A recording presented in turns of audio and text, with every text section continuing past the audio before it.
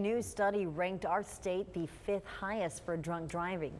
We know that there are programs in place to discourage driving while under the influence, but there are those cases like the one we just heard and have been seeing that it's a reminder that these incidents, though preventable, still happen. That's right. It's an unnecessary tragedy that not only puts hundreds of lives in danger, but it can also be easily prevented.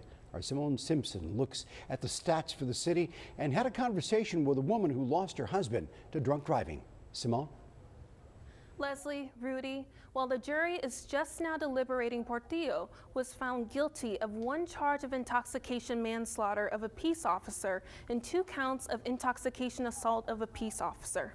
Today, I spoke with a woman who, like McCollum family, lost a loved one to a drunk driver. It's been very hard the last 17 years without him. But the heartache of Darren Medlin's loss still feels fresh on the mind of his wife, Gina. So he was one of those guys that will stop what he's doing to render whatever type of aid it was. Medlin's end of watch was June 12, 2004. And it was 2:30 in the morning when he was killed, and I got my notification right at 3:30. This photo of Darren with 2 of his daughters, Laura and Sarah, was taken 1 day before he died. One thing I've really heard a lot about with my dad is how much he cared for others, and he cared more about others than he did himself. Laura was only 2 years old when she lost her father, so she's had to learn through others about the man he was, especially in the police department. They can't replace him, as they always said. We can't replace Darren, but we can kind of help, fill in the shoes and be the dad that we know Darren was. Darren's life was cut short by a drunk driver who was sentenced to 12 years, but didn't even serve the full 12 years. It's not fair that the families who lose their loved ones don't get, we get life sentencing, and they get, to me, a vacation in prison because they were still getting out.